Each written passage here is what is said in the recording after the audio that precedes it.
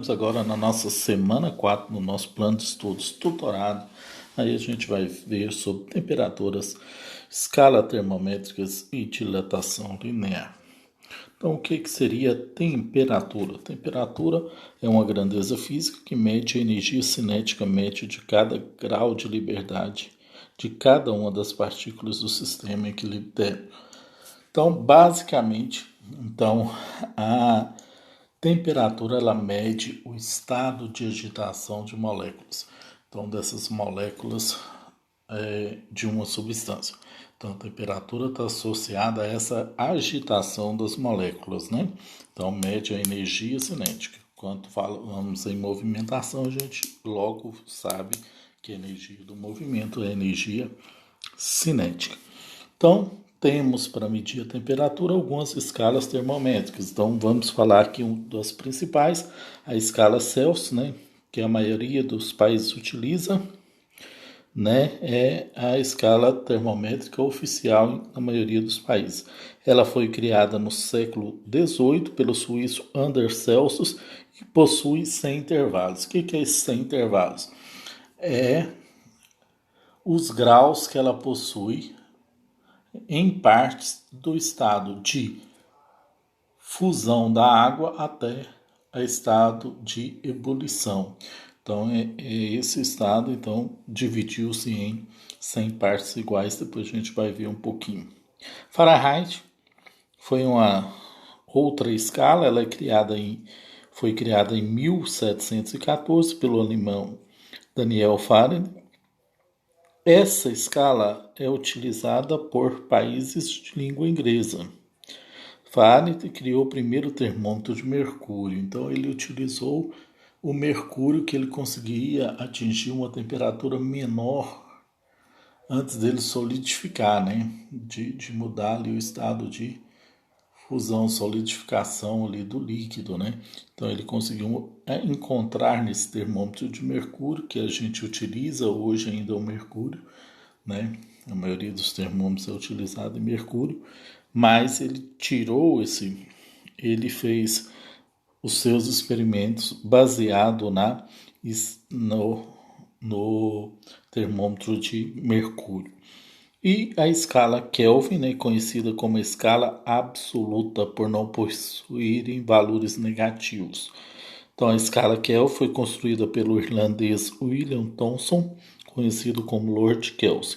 Essa escala foi desenvolvida com base na mínima temperatura existente possível, o zero absoluto. Então, deduziu-se no laboratório se a temperatura média, o estado de agitação, deduziu-se que o zero, essa temperatura ia começar quando as moléculas não se movimentassem. Então, isso aí foi uma dedução de cálculos matemáticos que nunca foi possível chegar a essa temperatura absoluta de zero Kelvin, né?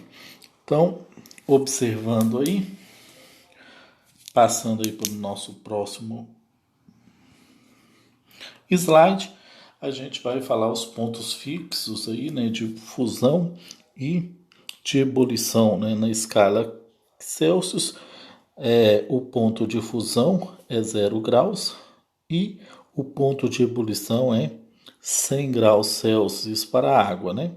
Na escala Kelvin, o ponto de fusão é 273 Kelvin e o ponto de ebulição 373 Kelvin. A graduação, né? As partes, os intervalos entre a escala Celsius e a escala Kelvin, elas são o mesmo, né? Eles utilizaram a escala Kelvin, ela utilizou a partilha, né? A parte da escala Celsius. E a Fahrenheit o ponto de fusão, 32 graus Fahrenheit, e o ponto de ebulição, 202 graus Fahrenheit. Temos aí a equação, né? Se a gente observar aqui, ó, temos a equação de conversão dessas unidades de medida, né? Então aqui a gente tem o ponto da escala Celsius, graus Celsius. Temos aqui a parte da temperatura graus Fahrenheit e temos aqui da escala Kelvin. Como ele é absoluto, né? A escala Kelvin ela não é graduada. Então temos um exemplo aí: converta 203 graus Fahrenheit para graus Celsius. Então vamos utilizar aí, né, a minha parte lá da escala Celsius, né, TC. Vou pegar aqui. TC sobre TC sobre 5 tem que ser igual. Vou converter para Fahrenheit. Então eu pego TF menos 32 dividido por 9. Então TC é a temperatura que eu quero encontrar, né? TC é a temperatura que eu quero encontrar.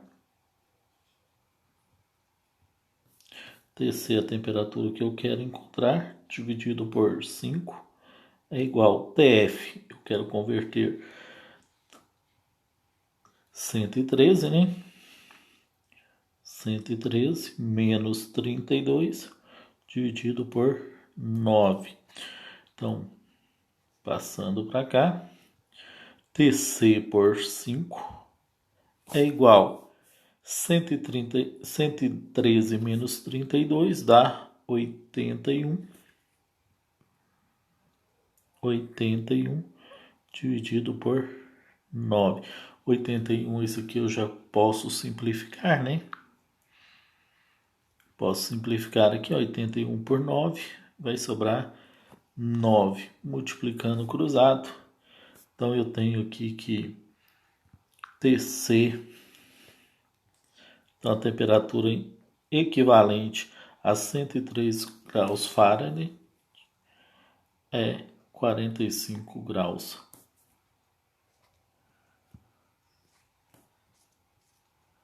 Celsius.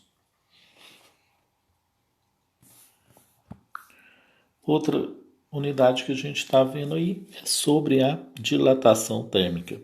A dilatação térmica é um fenômeno em que o corpo de formato alongado sofre um aumento do seu comprimento. Então temos aí a equação dada. ΔL é a variação. ΔL é a variação do... Voltando lá, só um momento. Então temos aí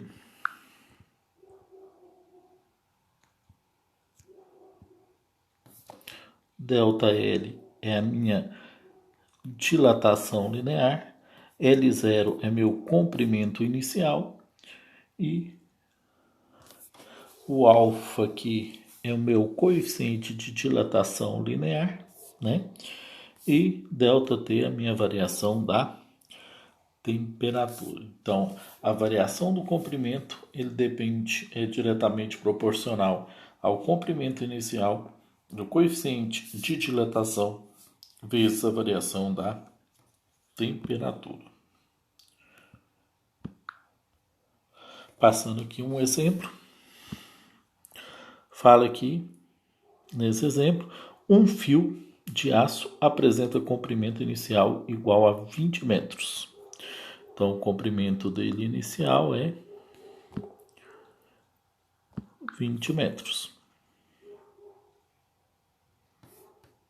Então, comprimento inicial igual a 20. Ele está inicialmente a uma temperatura de 40 graus. Qual será o seu comprimento quando a temperatura for 100? Então, a temperatura final 100 menos a inicial 40, a variação da temperatura aqui foi 100 menos 40, 60. E o coeficiente de dilatação linear igual a 11 vezes 10 a menos 6. Não vou colocar as unidades de medida aqui não, para mim utilizar meu espaço aqui. Para mim utilizar o meu espaço. Então vamos lá fazer a equação. Vamos fazer a equação aí. Sabemos que ΔL é igual. ΔL é igual. Comprimento inicial, 20, vezes coeficiente de dilatação, 11 vezes 10 a menos 6, vezes, eu já vou converter aqui, ó, 6 vezes 10, e vou colocar tudo em potência, e vou fazer aqui, ó, 20 é 2 vezes 10 também. Eu vou desmanchar aqui, ó. Então esse ΔL é igual 2 vezes 10. Isso aqui é só para mim passar para a potência para ficar mais fácil as minhas contas. Então vou multiplicar aqui, ó. 2 vezes 11, 22, vezes 6, 136, 130, 6 vezes 2, 132, né? 10 a 1, aqui é 10 a 1. 1 mais 1, 2, menos 6 vai dar 10 a menos 4. Então, o meu ΔL é igual a 0,0132 metros. Então, eu quero saber aqui o comprimento, né? Qual será o seu comprimento final. Então, basta eu somar, né? Então, delta, o comprimento final é igual ao comprimento inicial, 20 mais 0,0132. Então, o comprimento final é igual a 20,032 metros. Então, por hoje é só. Façam aí as atividades da semana 4 do nosso plano de estudo doutorado.